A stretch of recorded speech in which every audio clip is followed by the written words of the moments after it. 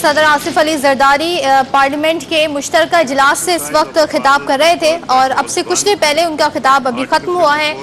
یہ واحد پریزیڈنٹ پاکستان کے جو پارلیمنٹ کے مشترکہ اجلاس سے چھٹی بار آج خطاب کر رہے تھے۔ کچھ اہم بڑی موٹی موٹی باتیں آج صدر آصف علی زرداری نے اپنے خطاب میں کہی تھی، جو کہ ایکسپیکٹڈ تھا کہ وہ آج کے اپنے اس خطاب میں کہیں گے، لیکن اس سے پہلے جو صدر ہوتا ہے، صدر مملکت ہوتا ہے، آئینی ضرورت ہوتی ہے کہ وہ خطاب کرے پارلیمانی سال کے آغاز پہ، اور اس کا آغاز جیسے کہ ہو چکا ہے۔ اپنے 5 سالہ مدت تو پوری کی پاکستان پیپلز پارٹی میں، اور آج کے خطاب کی خاص بات یہ بھی ہے کہ اس سے پہلے جو صدر مملکت خطاب کرتے رہے تو ان کی خود کی پارٹی برسر اقتدار تھی، لیکن آج کے خطاب میں وہ ان کی پارٹی اپوزیشن بینچز پر بیٹھی ہوئی ہے، اور صدر صاحب بھی سپٹمبر میں اپنے عہدے سے سبکدوش ہو جائیں گے۔ میاں محمد نواز شریف جو تقریباً 14 سال کے بعد وزیر اعظم بنے ہیں، پاکستان کے پارلیمنٹ میں موجود ہیں، اپنے ارکان کے ہمراہ مسلم لیگ نون کے ارکان بھاری اکثریت میں منتخب ہو کر آئے، ان کے ہمراہ بیٹھے ہوئے ہیں، تقریر سن رہے تھے۔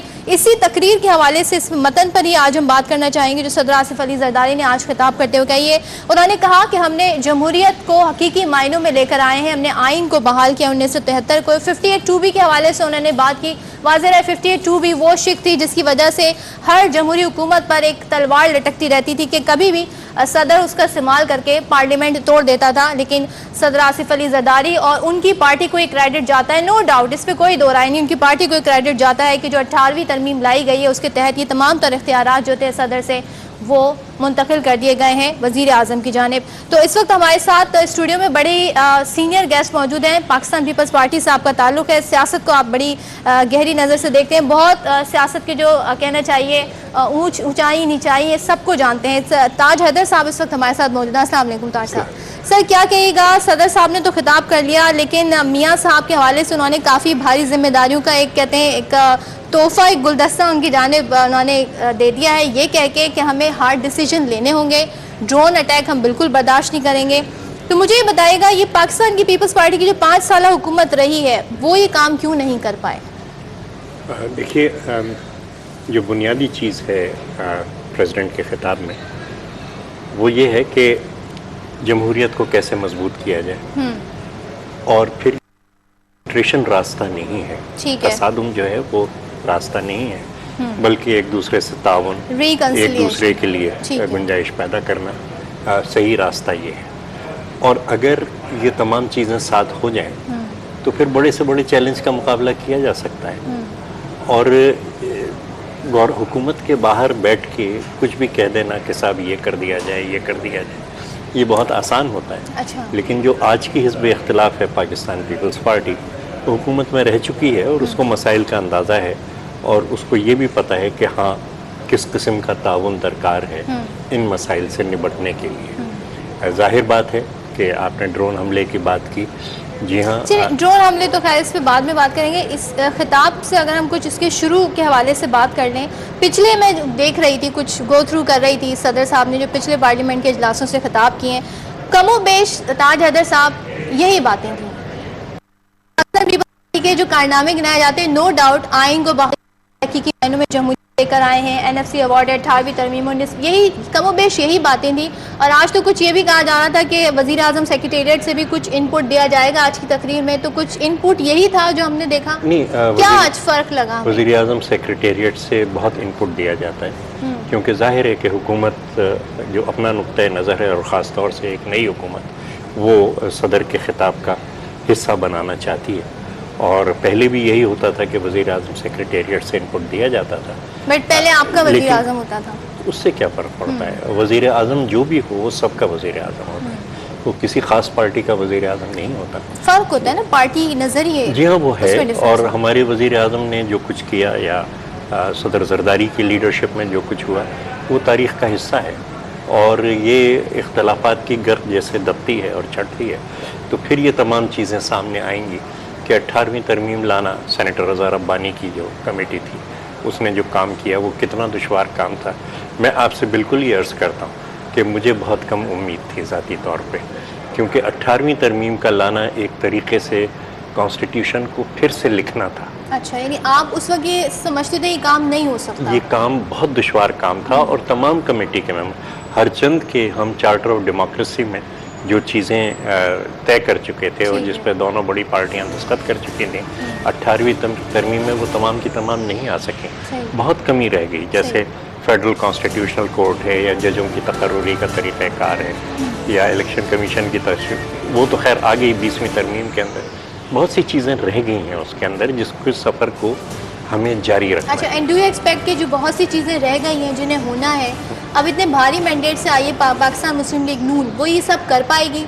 जो आइन को एक तरह से बहाल किया, हकीकी मायने दिए जमहूरियत को, पाकिस्तान मुस्लिम लीग नून की हुकूमत ये कर सकेगी? माजी का रिकॉर्ड देखिए। It's not the heavy mandate, it's the kind of commitment that you bring to that mandate.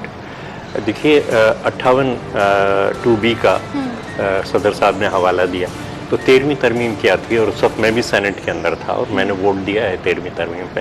13वीं तरमीम 58 2B को ख़त्म करती थी।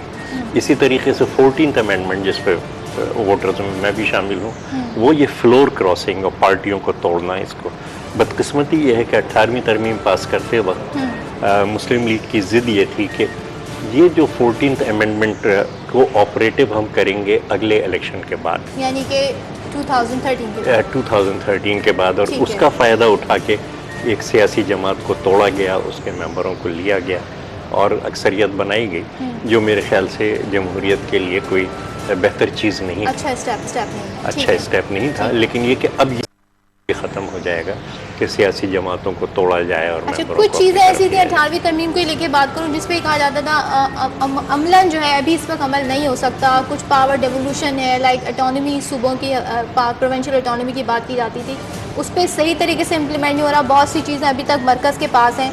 अब आप समझते हैं 2013 इलेक्शन हो गए, नई गवर्नमेंट आ गई है, अब मामला बेहतर तरीके से हो जाएंगे? देखिए डेवोल्यूशन, जी हाँ, उस कमेटी ने, और उसके बाद एक और कमेटी फिर सेनेटर रज़ा की सरबराही में बनी जो डेवोल्यूशन को ओवरसी कर रही थी, और वो कमेटी बहुत गैर मुतमईन है उसने। अच्छा, मैं खुद सिंध का जनरल सेक्रेटरी होने की हैसियत से मैं भी बहुत गैर मुतमईन हूँ। लेकिन अब बात यह है कि सूबों के अंदर पख्तूनख्वा में एक और हुकूमत है, एक और पार्टी की, बलूचिस्तान में एक और पार्टी की हुकूमत है, सिंध में एक और पार्टी की हुकूमत है। इसलिए ये तमाम सूबाई हुकूमतें, इनकी पूरी कोशिश होगी और ज़िद होगी कि जो इख्तियारात आइन उन हुकूमतों को देता है वो दी जाए। और सबसे बड़ी चीज़ वसाइल की है, ठीक है, गैस के वसाइल, कुदरती दूसरे वसाइल, ऑयल रिसोर्सेज, जो रेवेन्यूज़ हैं उनके ऊपर हक सूबों का, ये तमाम चीज़ें जो हैं ये तमाम चीज़ें, बहुत सारी बातें। ताज हैदर साहब, जो आपसे पूछना चाहूँगी, सदर साहब ने कहा कि रिकन्सिलिएशन की पॉलिसी अपनानी चाहिए, कन्फ्रंटेशन की नहीं। आप लोगों ने थ्रू आउट 5 साल रिकन्सिलिएशन की पॉलिसी रखी, उससे क्या नताइज हुए? क्योंकि अगर बलूचिस्तान, सिंध और KPK में हालात देखें तो मुख्तलिफ नौइयत की वहाँ पे इशूज़ रहे, लेकिन हालात अच्छे नहीं रहे। इस हवाले से हम ब्रेक के बाद बात करेंगे, और कन्फ्रंटेशन की पॉलिसी किसने अपनाई हुई थी, किसने नहीं, इस हवाले से भी बात करेंगे ब्रेक के बाद सदर साहब के आज के खिताब के हवाले से। प्रोग्राम अब तक में मैं सदफ अब्दुल जब्बार आपको एक बार फिर खुशामदीद कहती हूँ, और गुफ्तगू तो ताज हैदर साहब से हमारी जारी रहेगी, दीगर गेस्ट भी हमें ज्वाइन करेंगे। लेकिन इस वक्त हम आपको एक बार फिर लिए चलते हैं पार्लियामेंट के बाहर, जहाँ पर ANP के सेनेटर जाहिद खान इस वक्त गुफ्तगू कर रहे हैं। खानदान कुर्म एजेंसी से और खैबर एजेंसी से निकले हैं, उनका कोई पुरसान हाल नहीं है, फाटा का नुमाइंदा हुकूमत में नहीं है। तो गुजारिश ये है कि सदर की तकरीर अच्छी थी, सर साहब की तकरीर, लेकिन उसमें फाटा का जिक्र नहीं था और IDPs का जिक्र नहीं था। क्या वो पाकिस्तानी नहीं हैं? क्या उन्होंने कुर्बानियाँ नहीं दी हैं? दूसरी बात मैं जो करना चाहूँगा वो ये है कि ऐसे वक्त में पख्तूनों को पाकिस्तान में फैसला साजी से निकाला जा रहा है, जबकि 2014 करीब आ रहा है। 2014 में अफगानिस्तान में तब्दीलियाँ होंगी। इन तब्दीलियों पे फैसले करने में अगर पख्तून नहीं होंगे तो ये फैसले कैसे उनके लिए काबिल कबूल होंगे? ड्यूरल लाइन की दोनों तरफ पख्तूनों ने कुर्बानियाँ दी हैं अमन के लिए, लेकिन हालत ये कि पाकिस्तान में आज उनको पॉलिसी मेकिंग से, आला इदारों से निकाला गया है। मैं समझता हूँ कि जो हमारे सूबे में सूरत हाल है वो आप बहुत जल्द देख लेंगे कि क्या होने जा रहा है, और जल्द आप देख लेंगे कि जो तब्दीली के वादे थे वो शराब साबित हो रहे हैं। 2 हफ्ते में काबीना नहीं बन रही। हमारा सूबा बगैर हुकूमत के है, ऐसा सूबा जो फ्रंट लाइन सूबा है, जहाँ पर दिन रात अमन अमान की सूरत हाल मुश्किल से दुचार है, वहाँ हुकूमत साजी में नाकामी जो है वो खुद इस बात का सबूत है कि जो मैंडेट आया था। ANP کے رہنما گفتگو کر رہے ہیں، اپنے تحفظات کا اظہار کر رہے ہیں کہ وہ کیا سمجھتے ہیں کہ آج کے صدر صاحب کی جو اسپیچ ہے پارلیمنٹ کے مشترکہ اجلاس سے اس میں کیا مسنگ ہے. اس پر تو بات کریں گے. تاج حیدر صاحب، میں جو کچھ آپ سے سوال پوچھنا چاہی تھی، آپ نے کہا ریکنسیلیشن کی پالیسی کی بات. کیا فائدہ ہوا پاکستان پیپلز پارٹی کو 5 سال ریکنسیلیشن؟ حالات جو کہ تو رہے. کراچی کی بات کروں، بلوچستان کی بات کروں، وہاں پر ہم نے دیکھا کوئی حالات اچھے نہیں رہے. KPK میں بھی دوسری سچویشن ہے، مگر یہاں پہ تو آپ کی ریکنسیلیشن تھی. آج بھی کراچی میں لاشیں گر رہی ہیں، 5 سالوں میں بھی یہی ہوتا رہا ہے. تو فرق کیا ہوا آپ کی اس ریکنسیلیشن کی پالیسی؟ دیکھیے، دو سیاستیں ہیں، کنفرنٹریشن کی اور ریکنسیلیشن کی. اچھا، اب یہ ہرگز میرا مقصد نہیں ہے کہ کسی کی پرانی غلطیوں کو نکالا جائے، لیکن صرف اس مقصد سے کہ پرانی غلطیاں ایک دفعہ پھر نہ دہرائی جائیں. میں یہ کہنا چاہتا ہوں کہ جو تصادم کی سیاست تھی کہ سپریم کورٹ پہ حملہ کیا جائے، فوج سے لڑا جائے، اپوزیشن کو بند کیا جائے جیلوں کے اندر، صحافیوں سے لڑا جائے، ہر ادارے سے جنگ کی جائے، اس کا نتیجہ وہ ہوا کہ 1997 کے اندر جو کچھ بھی حاصلات تھے، اور میں نے 13ویں اور 14ویں ترمیم کا ذکر کیا کہ پارلیمنٹ مضبوط ہو چکی تھی. اس وقت کے وزیر اعظم 2/3 اکثریت رکھتے تھے. مزید آئینی ترامیم آ سکتی تھیں، لیکن اس تصادم کی پالیسی کی وجہ سے وہ سارے حاصلات ہاتھ سے جاتے رہے.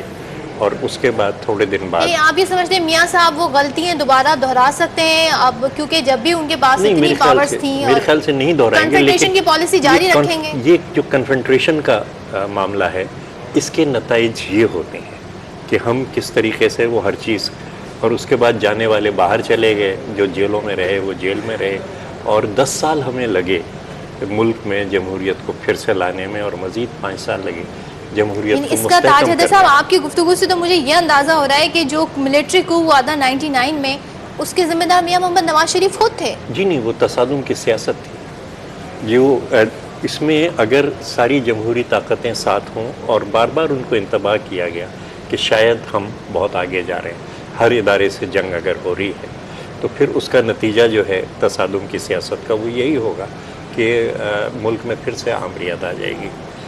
آج اس جمہوریت کے اندر جو ہماری ریکنسیلیشن کی سیاست ہے، یعنی ایک دن یہی گفتگو ہوئی کہ وہ جو ایوان صدر کے سامنے جو سڑک ہے، اس سے پریزیڈنٹ آصف زرداری یا تاج حیدر یا یوسف رضا گیلانی گزر نہیں سکتے تھے. اور آج وہاں پہ اپوزیشن نے، میاں صاحب کی پارٹی نے دھرنا دیا تھا. تو یہ مجھ سے کسی نے سوال کیا کہ جناب یہ میاں صاحب نے دھرنا دیا ہے، اور یہ میں نے کہا یہ جمہوریت کی فتح ہے. لیکن یہ وہ سڑک ہے کہ ٹھیک ہے، جہاں وہ جمہوریت کی فتح ہوگی، مگر اگر یہ لانگ مارچ نہ ہوتا جو ججز کو بحال کرنے کے لیے دیا گیا، تو کیا وہ ججز بحال ہو جاتے؟ کنفرنٹیشن کی طرف کون لے کے جاتا ہے؟ گفت و شنید ہوتی ہے، وعدے معاہدے ہوتے ہیں، پھر یہ کہہ کے وہ وعدے توڑ دیے جاتے ہیں کہ قرآن و حدیث نہیں ہوتے، تو پھر تو کنفرنٹیشن ہی لاسٹ آپشن رہتا اس میں بڑا کنفیوژن پھیلایا گیا ہے. 2008 کے اندر جو ڈرافٹ ہے ہمارا کانسٹیٹیوشنل امینڈمنٹ کا، اس کی جو 75th پوائنٹ ہے، اس میں کلیئر یہ لکھا ہوا ہے کہ ججوں کو بحال کیا جائے گا. ہم نے ایک طریقہ کار نکالا، اور اس طریقہ کار کو 62 میں سے 58 ججوں نے ایکسیپٹ کیا، اور انہوں نے اوتھ اٹھایا اور وہ واپس آ گئے. جو دشواری آ رہی تھی، جو کہ اپوزیشن کو بتائی گئی تھی سیاسی لیڈروں کے ذریعے، فضل الرحمان صاحب، اسفندیار ولی کے ساتھ، کہ ملک میں ایک وقت میں 2 چیف جسٹس نہیں ہو سکتے، اور اس حکومت کو جو سٹنگ چیف جسٹس ہیں ان کو ہٹانے کا کوئی اختیار نہیں. تو اس وجہ سے جس وقت کہ وہ بیٹھے ہوئے چیف جسٹس ریٹائر ہوئے، تو محترم جسٹس افتخار چودھری صاحب کو ان کا ایک نظریہ تھا کہ جناب میں اوتھ اٹھا کے نہیں آؤں گا، جو طریقہ پروپوز کیا گیا تھا وہ انہوں نے اس طریقہ کار کو قبول نہیں کیا. بہرحال وہ بہتر سمجھتے ہیں، لیکن 62 ججوں میں سے اگر 58 ججوں نے اس طریقہ کار کو تسلیم کیا، تو اس طریقہ کار میں کچھ نہ کچھ صداقت ضرور ہوگی. اچھا، کیونکہ 58 جج بحال ہو گئے. اس سے پہلے صرف 4 یا 5 جج تھے جنہوں نے کہا کہ یہ طریقہ کار درست نہیں ہے، اور ہم اس سے ان کی رائے کا بالکل احترام ہے. لیکن یہ جو جج جنہوں نے کہ اس طریقہ کار کو اختیار کیا، وہ بھی تو آخر سپریم کورٹ کے اور ہائی کورٹس کے اچھا جج ٹھیک ہے، اب یہ تو خیر ایک پھر کہیں اور بات نکل جائے گی، ججز کے ایشوز کے حوالے سے بات آ نہیں، جائے ایک گی. موقع تھا ایک جو کنفیوژن پھیلایا ہے میڈیا نے اس کو اسلام کلیئر آباد کرنے کے کا. بیورو چیف صابر شاکر ہمارے ساتھ موجود ہیں، ذرا ان سے بھی رائے لے لیتے ہیں. تاج حیدر صاحب کے وہاں پر جو مختلف پارٹیز ہیں جنہوں نے آج اجلاس اٹینڈ کیا ہے، وہ کیا رائے رکھتی ہیں صدر صاحب کے خطاب کے حوالے سے. صابر صاحب کیا کہیے گا، کیا اس وقت ماحول ہے اور کیا تاثرات ہیں، کیا تبصرے ہو رہے ہیں صدر صاحب نے جو آج خطاب کیا ہے اس کو لے کے؟ جی صابر. جی شکریہ صدف. اس وقت ہم موجود ہیں پارلیمنٹ ہاؤس کے باہر اور ہمارے ساتھ موجود ہیں وفاقی وزیر صنعت و پیداوار غلام مرتضیٰ جتوئی. ان سے ہم معلوم کرتے ہیں کہ پریزیڈنٹ زرداری کے خطاب کو وہ کیسے دیکھتے ہیں. جتوئی صاحب، پریزیڈنٹ کے خطاب کی اگر آپ سے پوچھا جائے اچھی باتیں کیا تھیں وہ بتائیں گے؟ دیکھیں، ایک خوشائند بات ہے کہ پریزیڈنٹ صاحب نے آج چھٹی بار پارلیمنٹ کو مشترکہ اجلاس کو خطاب کیا. 5 سال جب انہوں نے پہلے خطاب کیا تو انہی کی حکومت کی تھی، پارٹی کی، اور اب نون لیگ کی حکومت ہے. اور یہ بھی ایک خوشائند بات ہے کہ پاور جو ہے ٹرانسفر ہوا ایک جمہوری حکومت سے دوسری جمہوری حکومت کو. لیکن جو باتیں انہوں نے کیں، اگر وہ باتیں 5 سال پہلے اپنی حکومت میں ان کو ہدایت دیتے تو آج میں سمجھتا ہوں کہ پاکستان ان مسائل میں نہ ہوتا. انہوں نے بات کی ٹیررزم کی، انہوں نے بات کی توانائی کی، انہوں نے بات کی کہ پاکستان میں گورننس صحیح ہونی چاہیے اور مسائل. ان 5 سالوں میں، اپنے گزشتہ 5 سالوں میں یہ ساری چیزیں ہمیں ناپید نظر آئیں، تو آپ اس کو کیسے دیکھتے ہیں؟ اب اس ڈائریکشن دینے کا کیا فائدہ ہے؟ میں نے یہی عرض کیا جی کہ جب ان کی حکومت تھی تو اس پر ذرا وہ دیتے، وہ اپنی پارٹی کے ہیڈ بھی تھے اور صدر بھی تھے، اور ان کو پابند کرتے تو آج پاکستان ان مشکلات میں نہیں ہوتا. تو ہماری حکومت کو یہ جو چیزیں ملی ہیں انہی کی حکومت. صدر نے اپنے خطاب میں کس چیز کو یا کس ایشو کو مس کیا آپ کے خیال میں؟ مس تو میں نہیں کہہ سکتا، لیکن انہوں نے کہا کہ توانائی کا بحران کی بات کی، ٹیررزم کی بات کی، گڈ گورننس کی بات کی، مساوی صوبوں کے ساتھ سلوک کی بات کی. تو یہ نون لیگ تو ویسے ہی ان پر کمیٹڈ ہے کہ جو پاکستان میں توانائی کا پرابلم ہوا وہ بھی تو پچھلے 8 سال کی پیداوار ہے. اور میں سمجھتا ہوں کہ ناقص پلاننگ کی وجہ سے ہمارا ملک جو ہے اس سے دوچار ہے. اور پورے پاکستان کے ادارے، نہ صرف وابڈا، آپ کی اسٹیل مل ہوئی، آپ کی پی آئی ہوئی، آپ کی گیس کا مسئلہ ہوا، ریلوے ہوئی، سارے ادارے تباہ ہیں. تو انشاءاللہ نون لیگ کی حکومت اس پہ کمیٹڈ ہے. آخری کوشچن جتوئی صاحب، بجٹ آ رہا ہے اور آج کابینہ کا اجلاس تھا، پرسوں بجٹ ہے، تو بجٹ میں آپ کیا تحفہ دے رہے ہیں عوام کو؟ آج جو اجلاس تھا وہ پہلا اجلاس تھا اور پرائم منسٹر صاحب نے ایک روڈ میپ دیا کیبنٹ کو کہ جی یہ پالیسیز ہوں گی اور یوں ہم گورننس کریں گے اور یہ مسائل حل کریں گے اور آگے یہ پالیسیز لے کے چلیں گے. بجٹ اجلاس پرسوں ہوگا، جو ہمیشہ بجٹ آنے سے پہلے کابینہ کا اجلاس ہوتا ہے. تو ابھی میں کچھ نہیں کہہ سکتا کہ جی بجٹ میں کیا آ رہا ہے، کیونکہ وہ بجٹ اجلاس پرسوں ہوگا اور بجٹ ہمارے سامنے بھی پرسوں. بہت شکریہ.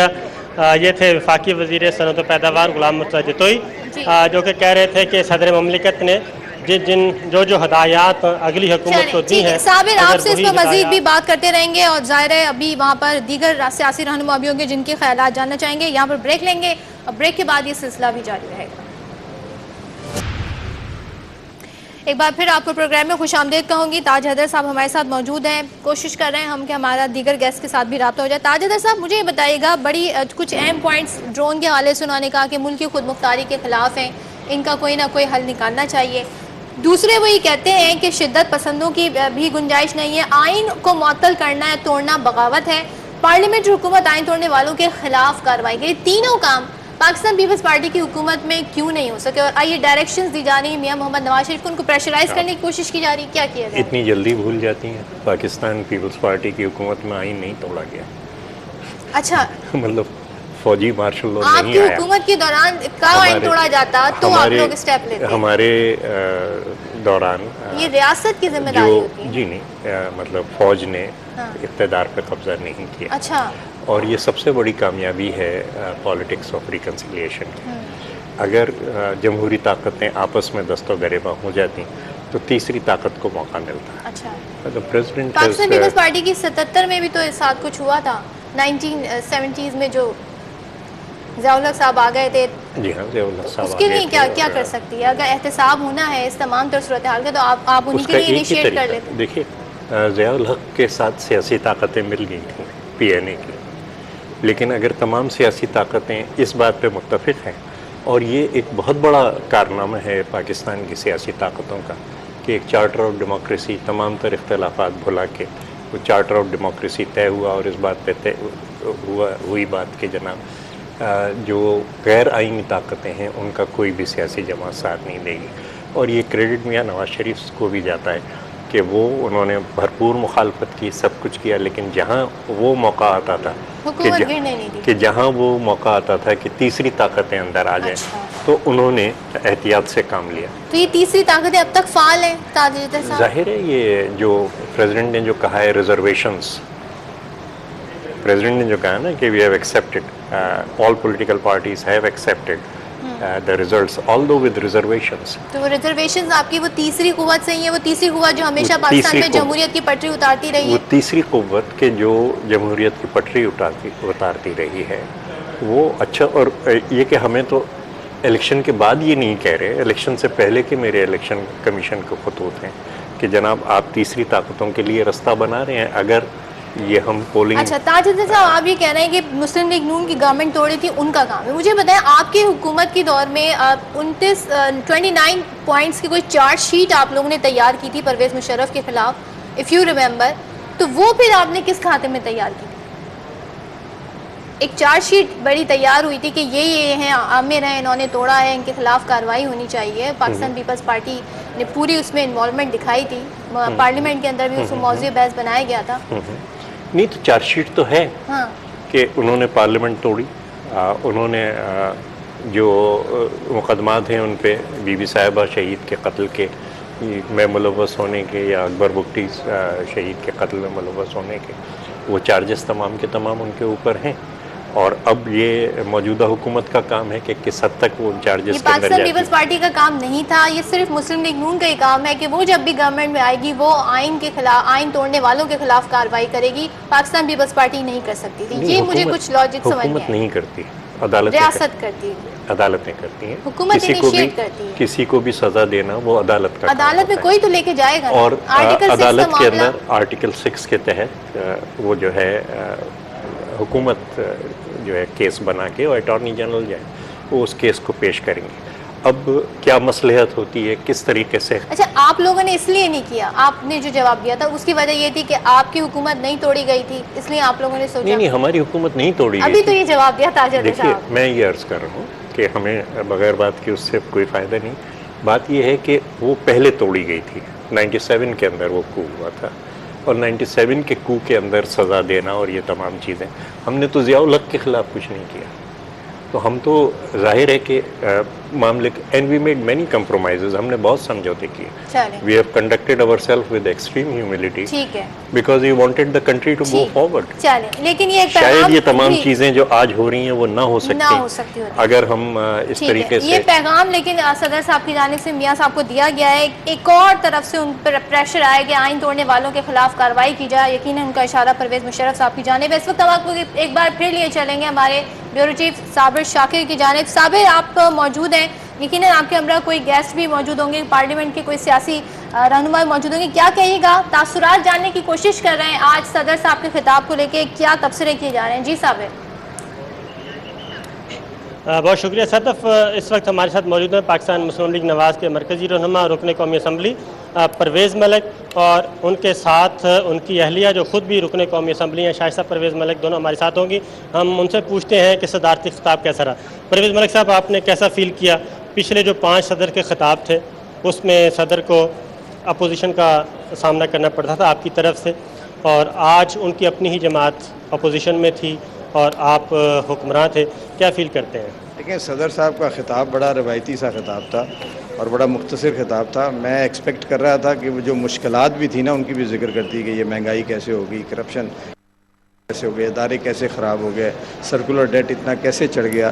انہوں نے تو یہ ہیڈ ٹو بی نیوٹرل اور ساری چیزوں کا ذکر کرنا، انہوں نے اس کا ذکر نہیں کیا. جو پازیٹیو چیزیں تھیں اس کو ہم بھی سراہتے ہیں کہ یہ جو امینڈمنٹس ہوئی ہیں، جو میچورٹی آئی ہے، کہ ٹرانسفر آف پاور ہوا ہے، یہ چیزیں اچھی ہیں اس میں مگر میں اوور آل ان کو بتانا چاہیے تھا. اب انہوں نے اب ریلائی کیا ہے پاور کے لیے بھاشا ڈیم پہ. اب 4,500 میگا واٹ تو ہے، بٹ اس میں کوئی پروگریس پچھلے 2 سال میں نہیں ہوئی. کوئی سڑک نہیں بنی، کوئی ٹرانسمیشن لائن کا کوئی موبلائز نہیں ہوا ہے، کوئی ڈیٹیل ڈرائنگز نہیں ہوئی. تو یہ چیزیں جو ہیں وہ شو کرتا ہے کہ جی وہ اپنی جو ان کی عملاً جو ان کی بات تھی اس کو وہ چھپاتے رہے ہیں. آپ کیا کہیں گی شائستہ صاحبہ کہ صدر کے خطاب میں کیا کیا چیزیں مس تھیں جو ہونی چاہیے تھیں؟ دیکھیں بسم اللہ الرحمن الرحیم. پہلے تو جو میں نے فیل کیا کہ دیکھیں جب 5 سال گزر گئے تو انہوں نے سب ان پوائنٹس کو ہائی لائٹ کیا جو انہیں کرنے چاہیے تھے. جو بیڈ گورننس کی وجہ سے جو مس مینیج کیا گیا ہے ان سب کا وہ آج ذکر کر رہے ہیں.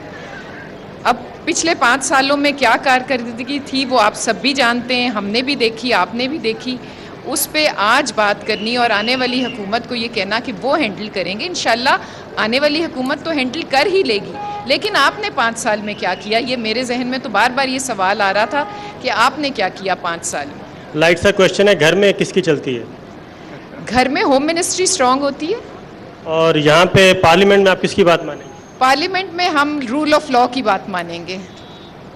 آپ کا کیا خیال ہے پرویز صاحب؟ مانیں گے وہ رول آف لا کی مانیں گی، اور اچھی بات ہے. ان کو ایسے ہی کرنا چاہیے. یہ اپنی جو ان کی اپنی ایک پریکٹس تھی، ان کی ایک اپنی کنٹریبیوشن ہے پارٹی کو، یہ اس وجہ سے ان کو یہ آنر ملا ہے.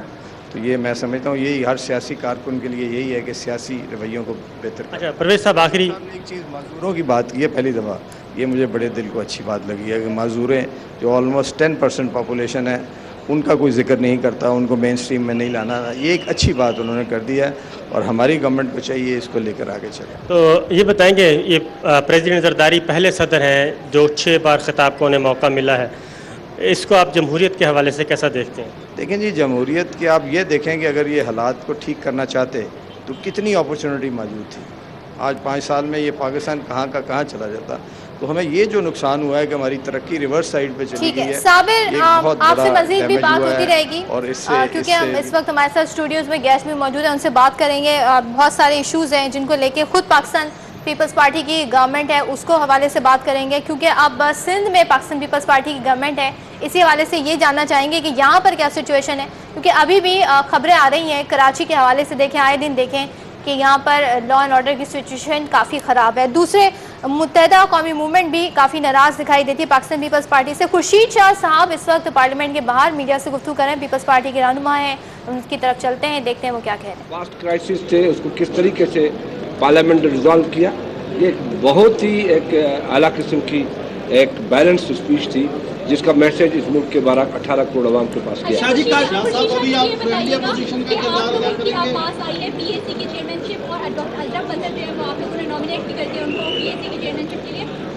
آپ کی گورنمنٹ کے زیادہ تر پیراز جو ہیں وہ اب ٹیک اپ ہونے جا رہے ہیں. آپ کیا سمجھتے ہیں آپ کی پارٹی کتنا فعال کردار ادا کرے گی؟ دیکھیں پہلے تو بات ایگزیکٹلی یہ ہے کہ ہماری گورنمنٹ کی ہو یا کسی گورنمنٹ کی ہو، یہ تو ایک ایسی کمیٹی ہے جس میں کسی کو نہ فیور دے سکتے ہیں نہ کسی کی مخالفت کر سکتے ہیں. تو یہ آپ کا سوال جو ہے میں نہیں سمجھتا کہ کوئی کسی پالیٹکس کے نظر ہو جائے گا.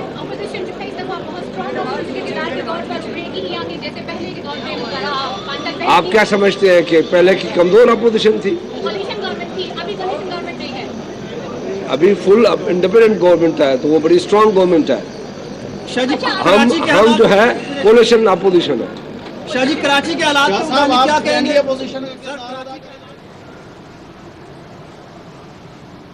روز بروز خراب ہو رہے ہیں. جی ہاں بالکل، ان پہ حکومت سندھ جو ہے اس کو چاہیے کہ بالکل آئینی قسم کا ہاتھ ڈالے، تب یہ مسئلہ حل ہوگا. ان کو کرنا پڑے گا. اچھا سر، پی ایس سی کی جو چیئرمین شپ ہے وہ آپ پی ٹی آئی کو دینے پہ غور کر رہے ہیں؟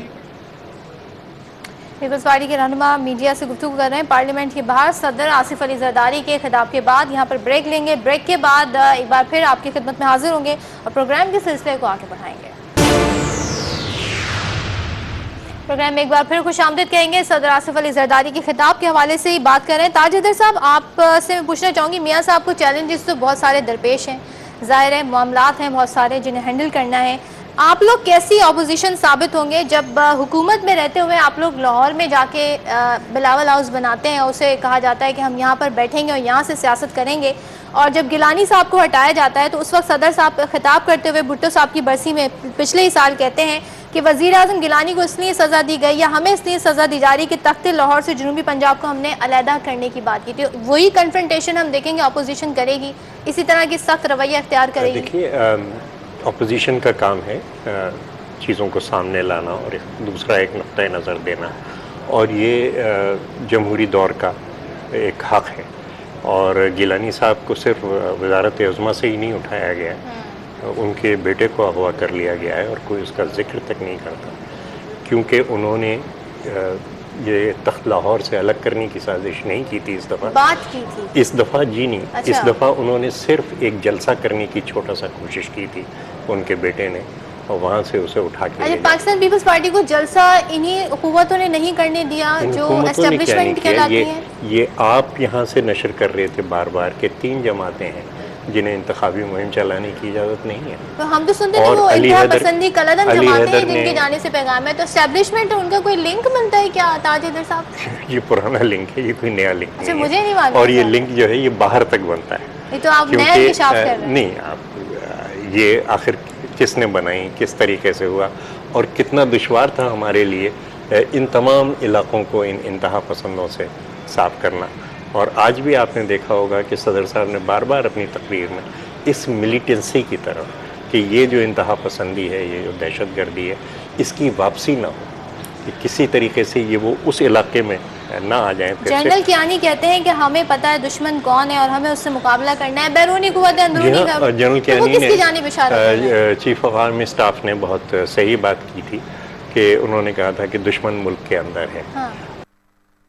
حکومت کہاں تک جاتی ہے اس کے اندر اور کس طریقے سے, میرے خیال سے ایک پہلا ٹیسٹ اس وقت یہ ہے. جنرل کیانی بھی تو اسٹیبلشمنٹ سے مراد آرمی لی جاتی نا, اسی کا حصہ نہیں وہ ہے, لیکن وہ الگ بات کر رہے ہیں. جنرل صاحب کو مطلب پاکستان آرمی کو ہم نے موبلائز کیا اور اتنے بڑے بڑے علاقے, سوات ویلی اور یہ فاٹا کے پورے علاقے ان کے کنٹرول سے آزاد کیے, اور آج بہت ہی بڑا کمپلیمنٹ پے کیا انہوں نے پاکستان آرمی کو اور آرم فورسز آف پاکستان کو کہ بہت بڑی قربانیاں دے کے یہ تمام علاقے خالی کرائے گئے. ان قربانیوں کو ضائع نہیں جانا چاہیے. اچھا, آپ لوگ لیکن اگر یہ چیز ہو رہی ہے کہ وہ اتنے طاقتور ہو گئے ہیں کہ کچھ سیاسی جماعتوں کو انتخابی مہم نہیں چلانے دیتے, باقی سیاسی جماعتیں اس پہ خاموش رہتی ہیں اگر کوئی چیز نہیں کرتی, اور اگر ایک سابق وزیر اعظم کے بیٹے کو اس جرم میں کہ اس نے ایک جلسہ کیا تھا اٹھا کے لے جایا جاتا ہے اور اس پہ کوئی پیش رفت آج تک نہیں ہوئی ہے. وہ سینکڑوں کلومیٹر علی حیدر کو لے کے نکل گئے, اور دس از نون, یہ خبر تک انہوں نے بڑی غلطی کی نا, جلسہ کرنا ہی نہیں چاہیے تھا. اچھا, ہاں, کیوں جلسہ کیا؟ اچھا, جب انہوں نے منع کر دیا تھا, یہ اسٹیبلشمنٹ نے کام کیا, انہوں نے اگر منع کر دیا تھا انتہا پسندوں نے کہ آپ جلسہ نہیں کریں گے, تو وہ جلسہ کیوں کیا؟ اچھا, اور اس کو ساری سپورٹ حاصل ہے ہماری اسٹیبلشمنٹ کی. دیکھیے, اچھا مجھے یہ بتا دیں, میں آپ کو ایک بات اور بتاؤں کہ جو ضیاء کی باقیات ہیں وہ اسٹیبلشمنٹ میں ابھی تک بیٹھی ہوئی ہیں. ٹھیک ہے, تو 2 رائے پائی جاتی ہیں ہر ایشو کے اوپر ہماری اسٹیبلشمنٹ کے اندر بھی. ایسے بھی لوگ ہیں کہ جو اس کو تبدیل کرنا چاہتے ہیں. مطلب وہ اسٹیبلشمنٹ سندھ میں کام نہیں کرتی, وہاں تو آپ آ جاتے ہیں, وہاں تو آپ ہر طرح سے بڑے علاقوں سے آتے تھے. کر نہیں سکی, لیکن یہ کہ جلسہ ان 3 جماعتوں کو کوئی نہیں کرنے دیا گیا. نہیں, مجھے یہ لنک سمجھ نہیں آیا کہ ریسٹ آف دا کنٹری میں تو آپ لوگوں کو روک لیا, سندھ میں نہیں روک سکے, بڑے پاورفل ہیں آپ سندھ میں, تو پھر اس کا مطلب بڑی اچھی حکومت ہونے جا رہی ہے. عوام پر جی کیوں نہیں. متحدہ قومی موومنٹ کے قائد کہتے ہیں کہ دیہی علاقوں کی ریپرزنٹیشن ہو رہی ہے, جو سیٹیں جیت کر آئے ہیں, جو سندھ کی بھرپور نمائندگی نہیں ہو رہی. یہ ایک لسانی طور پہ ایک تفرقہ ڈالنے کی کوشش ہے. جی, سندھ کے شہری علاقوں میں کس طریقے سے ہوا, آپ بھی شہری علاقوں میں رہتی ہیں. میں تو صرف اتنا کہنا چاہتا ہوں کہ جو پٹیشنز اس وقت ٹرائبونلز کے سامنے ہیں, جو شکایات کی گئی ہیں, उन शिकायत का जायज़ा ले लिया जाए। अच्छा, मुत्तहदा आ रही है आपके साथ, इनमें वक्त कम है ताकि ये आपको सवाल उनसे करना उनसे चाहिए। पूछना चाहिए। ये आपकी गुफ्तगू तो हो रही है, हाँ, ये आपको उनसे उनसे पूछना पूछना। चाहिए। हम मुझे रिकन्सिलिएशन की पॉलिसी तीन पे बातें बता दें। ड्रोन रुक जाएगा, गिर जाएगा इन 5 सालों में, ऐसा कुछ होने जा रहा है? मुख्तसर जवाब। नहीं, मुख्तसर इसका जवाब नहीं होता, क्योंकि आप एक सुपर पावर से डील कर रहे हैं, और सुपर पावर से डील करने के लिए आपको आलमी इदारों के अंदर आलमी राय आमा बनानी होती है, जो हम बना चुके हैं। बना चुके। अच्छा, परवेज़ मुशर्रफ साहब के लिए क्या कर सकते हैं मियाँ साहब, आपको क्या लगता है? Parvez Musharraf is history. History हो गए, ठीक है। कुछ Rather, dictators never return. They always lie on the dustbin of लेकिन history. उनका डर और खौफ हमेशा रहता They है। lie on the dustbin of history. Okay, And fine. that's where he belongs. चलिए, ठीक है, बहुत बहुत शुक्रिया। ताज हैदर साहब हमारे साथ मौजूद है। मुख्तसर से जायजे लेने की हमने कोशिश की थी आज सदर आसिफ अली जरदारी के जो खिताब था उस हवाले से, क्योंकि बतौर सदर ये उनका पार्लियामेंट से आखिरी खिताब था। वो कह चुके हैं सितंबर में सुबुकदोश होंगे, उनका कोई इरादा नहीं है कि वो दोबारा सदारती इलेक्शन लड़ें। सदर साहब ने आज जो कुछ अहम बातें की हैं, मियाँ साहब की, उन्होंने कहा कि अवाम ने उन्हें मैंडेट दिया है तो उनके ऊपर भारी जिम्मेदारी आयद होती है कि वो चैलेंज का मुकाबला करें। होपफुली कि ऐसा ही हो आगे आने वाले 5 सालों में। प्रोग्राम से मैं आपसे इजाज़त चाहूँगी, कल आपसे फिर मुलाकात होगी, तब तक के लिए अल्लाह हाफ़िज़।